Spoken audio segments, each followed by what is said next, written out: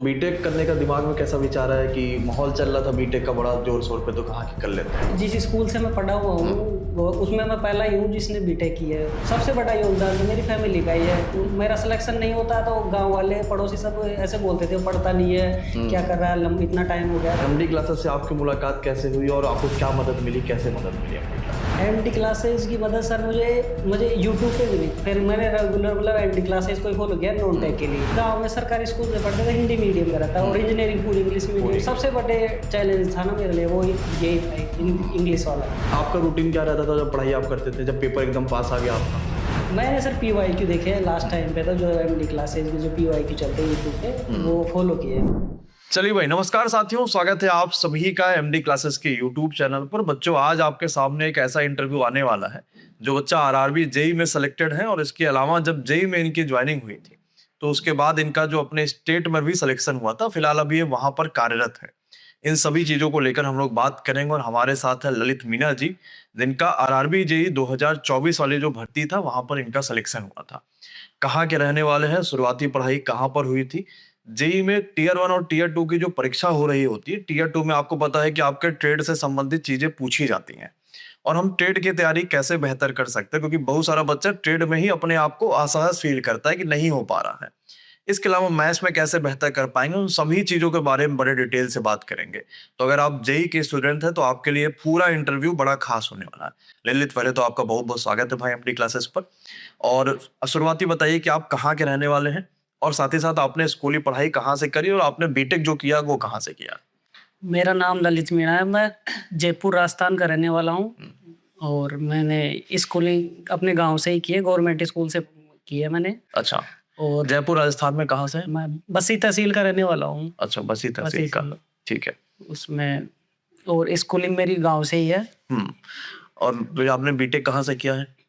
BTech मैंने state की government engineering college Bharatpur से की है बीटेक, और एमटेक भी की है मैंने MNIT जयपुर से। एमटेक आपने एनआईटी जयपुर से करी NIT थी, जयपुर और बीटेक अपने ही राज्य में कर लिया था। हाँ।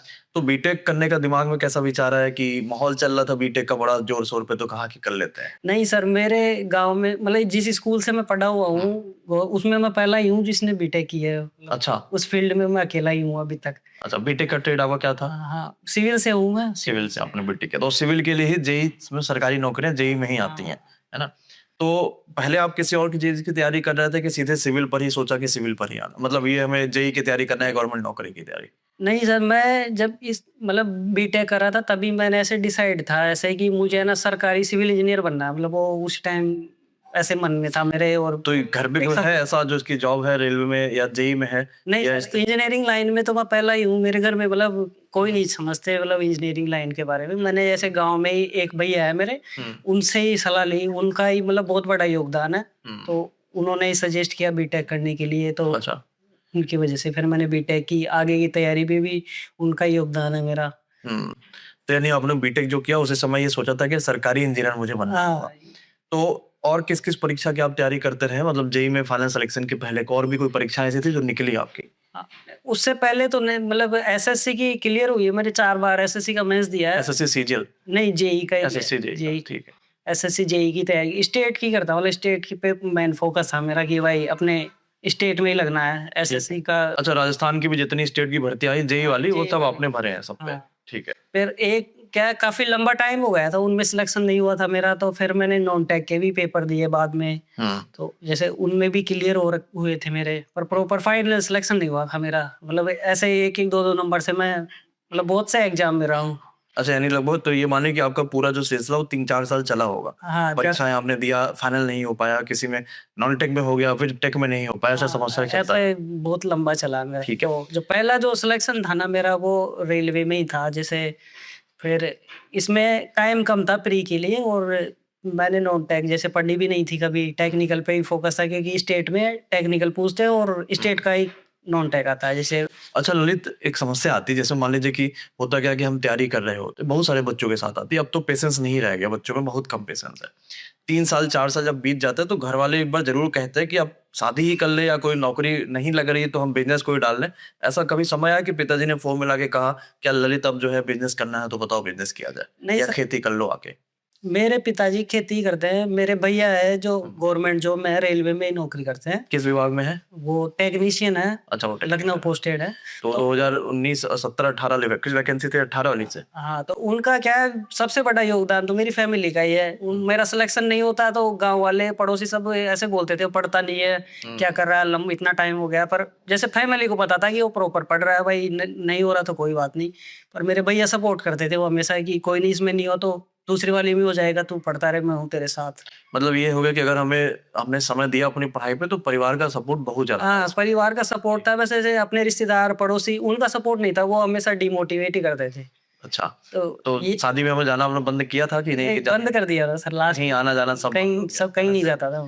ठीक है। तो जेई की जो भर्ती थी ये 2024 वाली भर्ती थी, हाँ। है ना? आपने फॉर्म भरा, तो एमडी क्लासेस से आपकी मुलाकात कैसे हुई और आपको क्या मदद मिली, कैसे मदद मिली एमडी क्लासेस? एमडी क्लासेस की मदद सर मुझे मुझे यूट्यूब पे मिली। मतलब यूट्यूब पे मैंने मैराथन क्लासेस सर्च की, तो जैसे वहाँ और भी कोचिंग है उनकी भी देखी मैंने, एमडी क्लासेस की देखी, तो मुझे एमडी क्लासेस पसंद आई। फिर मैंने रेगुलर रेगुलर एमडी क्लासेस को फॉलो किया नॉन टेक के लिए। अच्छा, नॉन क्योंकि टेक आपने पूरा एमडी पूरा से एमडी पढ़ा? क्लासेस ठीक का है, पढ़ा है मैंने, प्री के लिए और मेंस दोनों के लिए। ठीक है। और उसके बाद फिर आपने टियर 1 क्वालीफाई कर लिया, तो फिर टियर 2 की तैयारी आपने करी स्टार्ट। तो सिविल का जो पोर्शन होता है, क्योंकि सिविल आपने करा हुआ ट्रेड से, सिविल के ही बच्चे जेईई में ज्यादातर होते हैं। तो सिविल का पोर्शन आपने नॉन टेक वाला कैसे तैयारी किया? क्योंकि बच्चा जानना चाहता है कि यार मैंने सिविल से किया है तो मुझे और कितना पढ़ना पड़ेगा, कैसे पढ़ना पड़ता है जेईई में? रेलवे में सर सिविल के अंदर नॉन ये जो सब्जेक्ट है ना थ्योरी वाली वो ज्यादा पूछते हैं, डिजाइन वाली नहीं आती। जैसे वीएमसी है, एस्टीमेट है, सोएल है, सोम है, ये ज्यादा क्वेश्चन बनते हैं इनके।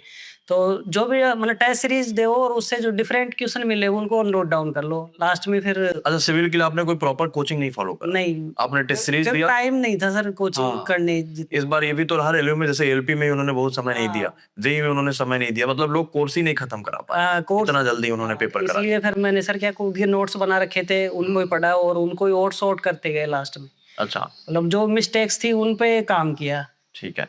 तो अब आपने टियर 1 दे दिया, टियर 2 दे दिया, इसके बाद डीवी मेडिकल है इसमें प्रोसेस, जी सर। और कुछ प्रोसेस है नहीं। तो जब फाइनल रिजल्ट आया आपका, तो फिर कैसा लगा और सबसे पहले आपने घर में किसको बताया कि यार मेरा फाइनल सिलेक्शन हो गया?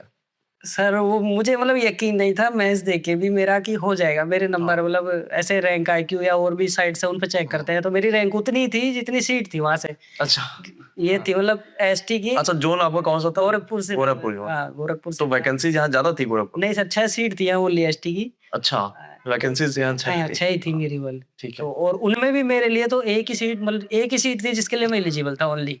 और अच्छा। किसी के लिए नहीं था, क्योंकि अच्छा। सब में ए टू मेडिकल चाहिए था और मेरा ए टू नहीं है। हाँ, मेरा बी टू है। B2 और आपका। बी टू के लिए एक ही सीट थी डिजाइन इंजीनियर के लिए। हम्म। और उसकी जो कट ऑफ थी वो एग्जैक्ट नंबर मेरे ही थे उसमें। मतलब एक नंबर कम या ज्यादा ही हो जाता तो मेरा नहीं होता, ऐसे था। अच्छा, तो रिजल्ट तो में मतलब रिजल्ट आया तब मतलब यकीन नहीं था मेरा हो जाएगा। मैं क्लास ही देख रहा, कंटिन्यू पढ़ ही रहा था। तब भी एक दोस्त था मेरा कोचिंग है, उसने फोन किया साथ में ऐसे ही बधाई देने के लिए। मतलब बधाई दी मुझे फोन करके। हाँ। मतलब उसने देखा नहीं पर वैसे रेंडमली कहा। पर फिर वैसे ही धड़कने बढ़ जाती है सर। मैंने चेक किया कार क्या चेक कर लेते हैं। रोल, मतलब यकीन नहीं था हो जाएगा मेरा। तो उसमें देखा रोल नंबर मिल गया, तो मतलब फिर दोबारा भी चेक किया कि यार अपना ही हाँ, अपना ही रोल नंबर है। फिर मैंने स्कोर कार्ड वो ही देखा, मतलब स्कोर कार्ड ही चेक किया साइट पे। फिर भैया थे साथ में, मतलब उनके पास ही रहता था, तो उनको बताया मैंने कि इसमें पास हो गए। तो वो मतलब सबसे ज्यादा खुशी उनको ही थी। तो हम घर पे फिर बताया पापा मम्मी को? फिर मैंने मतलब पापा को फोन किया घर पे। थोड़ा ये भी रहता ना, जब एक सरकारी नौकरी घर में लग जाती है तो बाकी भाई बहनों को भी मोटिवेशन मिल जाता हाँ, है ये भी कि यार एक भाई नौकरी कर रहा है। ये भी। और सर मेरा मतलब ये था ना, जैसे अलग ट्रेड में भेजा है मुझे वाला इंजीनियरिंग लाइन में, मैं अकेला ही हूँ ना गाँव में से, एक और है। और अपने आप में गर्व की बात भी है हाँ। कि बीटेक अगर गांव में किसी ने एक ने बीटेक किया और वो पूरे गांव में अकेला ही है जो इसने सिविल इंजीनियरिंग इस लाइन में बीटेक किया है, तो एक तो अब बाकी लोग भी करना शुरू करेंगे धीरे धीरे, क्योंकि सिविल वालों के साथ हमें लगता है कि बड़ी समस्या आती है, उनके पास ऑप्शंस कम है। वो भी है सर। जैसे गांव में सरकारी स्कूल से पढ़ते थे, हिंदी मीडियम का रहता और इंजीनियरिंग पूरी इंग्लिश मीडियम। सबसे बड़े चैलेंज था ना मेरे लिए वो यही था, हिंदी इंग्लिश वाला ही। तो वो मैंने एक्सेप्ट किया और उसको किया। बिल्कुल। ललित, अब जो है बच्चा जानना चाहता है इंटरव्यू में कि आपका सिलेक्शन तो हो गया, लेकिन आपके जो छोटे भाई बहन है उनको क्या रणनीति अपनानी चाहिए? जैसे गणित में 30 क्वेश्चन आते हैं, साइंस के 30 क्वेश्चन आते हैं, तो आपने टियर 1 में सब्जेक्ट वाइज क्या रणनीति अपनाई थी? सबसे पहले तो सर है ना, एक आपको मतलब सबको ना पेशेंस रखना चाहिए और ऐसे इधर उधर नहीं भटकना चाहिए। एक डिसीजन लो, एक कोचिंग लो, कोई भी लो, एक टीचर चुनो अपना बेस्ट है मतलब उसको ही देखो आप। ऐसे नहीं मतलब उसमें कमियां मत ढूंढो टीचर में आप, उसमें अच्छाइयां ढूंढो और वैसे है। कोई भी एक टीचर फॉलो करे और उसी को हाँ, उसी परस्यू को करे। पढ़ो। हाँ, एक चीज को 10 बार पढ़ो पर एक ही जगह से पढ़ो, 10 जगह से मत पढ़ो। आपका रूटीन क्या रहता था जब पढ़ाई आप करते थे, जब पेपर एकदम पास आ गया आपका? मैंने सर पीवाईक्यू देखे हैं लास्ट टाइम पे, तो जो एमडी क्लासेस के जो पीवाईक्यू चलते हैं यूट्यूब पे वो फॉलो किए हैं। जो पेपर होते जाए थे हम लोग पीवाईक्यूज कराते जा रहे थे। वो उसी टाइम जो सॉल्यूशन होते थे सारे वैसे ही, तो वो same to same pattern exam में देखने को मिला। हाँ, ये बात तो है, रेलवे में बहुत बदलाव भी नहीं हाँ, है इतना बदलाव कि जो है आप कभी उसको लेके समस्या हुई है। अब जैसे अभी रेलवे ने लगातार वैकेंसीज कर दी है, चाहे वो एलपी है, टेक्नीशियन है, जेई है, तो वैकेंसीज दर साल आते जा रही है। बच्चों को भी इससे मोटिवेशन मिल जाता है कि यार चलो इस साल मेरा नौकरी नहीं हो पाया तो अगली बार हो जाएगा। तो जेई का जो बच्चा जो शुरू करना चाहता है एकदम बेसिक से, वो चाहता है कि सर मुझे कुछ भी नहीं आता, मैं बीटेक करके बैठा हूँ अभी, वो कैसे शुरुआत करे और कैसे अपने सपने को पूरा कर पाए जो आपने किया? सबसे पहले तो सर आप कोचिंग लो, मतलब कि एक क्लासेस देखो प्रॉपरली, एकदम ऐसे नहीं 2 की स्पीड पे 1.5 पे नहीं, बिल्कुल 1 पे ही देखना है। 2 पे वो सुनाई देता है सर, मैंने यही नोटिस किया है, वो याद नहीं होता। तो वो प्रॉपर 1 पे ही देखो उसको, और उसका जैसे नोट्स बनाओ अपने टेक्निकल के, और नॉन टेक का भी प्री में तो पूरा रोल ही नॉन टेक का है। अब नॉन टेक ही क्लियर नहीं होएगा तो फिर कैसे निकलेगा? तो बिल्कुल उसके लिए आप हर सब्जेक्ट पे फोकस, मैथ रीजनिंग का तो 100% रखो, उसमें तो आपके एक भी गलत नहीं होना चाहिए, मतलब ऐसा रखो। भाई साइंस में इनमें तो फिर भी हो जाता है, करंट है ये कहीं से पूछ लेते हैं, पर ये 2 सब्जेक्ट पे तो 100% होना चाहिए। यानी वो शुरुआत में कहीं भी कोचिंग में जुड़े और पूरा कंप्लीट हाँ, कोर्स उस अपना कोचिंग खत्म पे करे। विश्वास रखे, अपना पूरा विश्वास के साथ जुड़े और मतलब 100% उस कोचिंग पे रखे विश्वास। ठीक है ललित, पूरे समय में आपकी तैयारी से लेकर और आखिरी सिलेक्शन तक क्या कोई ऐसा मोड़ कभी आया कि यार लगा कि नहीं हो पा रहा, अब नहीं कर पाएंगे? ऐसा कुछ समय किसी से कब होता नहीं कि बच्चे भी बहुत बार होपलेस फील करते हैं। कभी कभार पेपर देकर आए, पेपर में धांधली हो गई। कभी कभार हुआ क्या कि सेंटर पे गए तो उन्हें अंदर से अच्छा फील नहीं आ रहा, या जीवन में कभी कभी टूटा सा फील होता है। ऐसा कभी आपके साथ हुआ? ऐसा होता ही है सर, जैसे अपन कोई भी एग्जाम देते हैं, फेल हो जाते हैं, 1-2 नंबर से रहे, लोगों को तो नहीं पता होता भाई कितने से फेल हुआ, पर वो यही समझते हैं फेल हुआ है तो फेल है, मतलब ये है। फेल है। ये बात तो सही कि अगर एक नंबर से भी नहीं हो पाया इसका मतलब नहीं ही हो पाया। नहीं, चाहे मैं तो बहुत एग्जाम में सर बहुत पॉइंट में फेल हुआ, पर मतलब लोगों को नहीं लग पाता था मैं फेल तो वैसे। और होपलेस नहीं होना, मतलब घर में कोई तो होता ही है सर मोटिवेट करने वाला, आपको सपोर्ट करने वाला किसी के साथ, लेकिन ये दुख बांटना जरूर चाहिए। हाँ, आदमी ये वो सोचता तो है कि बहुत अपने जरूरी है। अंदर ही अपने टीचर्स के साथ रखो, सबसे अच्छे बॉन्डिंग सबसे अच्छा कर सकता है। बिल्कुल। तो ललित के साथ बच्चों ये इंटरव्यू था जो आपने समझा कि किस तरीके से ललित ने शुरुआत से लेकर अंत तक पढ़ाई करी। अभी मैंने आपको जब शुरुआत किया था इंटरव्यू की, एक बात भी बताई थी कि ललित आरआरबी जेई में सिलेक्टेड तो हैं, लेकिन ये अपने स्टेट के जेई में नौकरी कर रहे हैं। तो ललित ये क्या कहानी है कि आप अपने स्टेट में जो नौकरी कर रहे हैं? सर वो पेपर क्या है, एक साथ ही हुए थे, मतलब आपके राजस्थान का कौन सा पेपर था वो मतलब 7 फरवरी को हुआ था मेरा, और ये इसका प्री वो तो था। नगर पंचायत का? मैं पंचायती राज विभाग। पंचायती राज का जेई में हाँ वैकेंसी जी, था। ठीक और उसके अलावा भी मेरा जैसे रूरल डेवलपमेंट हाँ। जेई का होता उसमें भी हुआ था, पर मैंने पंचायती राज विभाग चुना था। ठीक है, तो पंचायती राज में जेई वाला आपका फाइनल सिलेक्शन हो गया, तो आपने यहाँ जेई ज्वाइनिंग किया था, यहाँ नौकरी आपने करी है? हाँ, मेरी यहाँ बनारस पोस्टिंग आई थी सर। अच्छा, तो यहाँ आपने 1 महीना नौकरी करी है और फिर उसके बाद फिर अपने राजस्थान में चले गए। सही भी है कि भाई हम घर के पास नौकरी करेंगे, उससे बेहतर क्या चाहिए, है ना? वहाँ आपके घर से कितनी दूरी पर है ये? अभी तो सर दूरी पे है, पर जैसे उसमें ट्रांसफर हो जाते हैं, अभी नहीं तो बाद में फिर अपने घर मतलब आस पास आ ही जाएगी ये। हम्म, तो ये फिलहाल अब तो जेई की नौकरी इन्होंने छोड़ दी है, राजा जो आरआरबी जेई की नौकरी थी, अब ये अपने पंचायती विभाग वाले में जो है वो वहां पर जेई की नौकरी कर रहे हैं अपने राजस्थान में। तो बच्चों यही मोटिवेशन है, जब एक नौकरी लगने लग जाती है तो लगातार नौकरियां लगती भी हैं। और इन्होंने बताया भी कि जब ये एनटीपीसी में सिलेक्टेड, इनका मतलब फाइनल हो गया था लगभग सब कुछ, लेकिन ये फाइनल नहीं गए थे, है ना? हाँ। आपने पेपर नहीं उसके बाद दिया क्योंकि इनका जेई में हो गया। तो ये अच्छा भी है कि दूसरे के लिए सीट क्यों ही बर्बाद करना। तो आपने ललित से बहुत सारी चीजें सीखी होंगी। सबसे पहला धैर्य रखना, कई सारी परीक्षाओं में फेल है, 3-4 सालों से लगातार मेहनत करी, उसके बाद फाइनल सिलेक्शन हुआ। तो आपको भी इसी तरीके से अपने जीवन में धैर्य रखना होगा और सिलेक्शन लेना होगा, ताकि अगली बार ललित की जगह आप भी बैठे और आपके साथ ही एक शानदार इंटरव्यू हो। ठीक है बच्चों, धन्यवाद, शुक्रिया।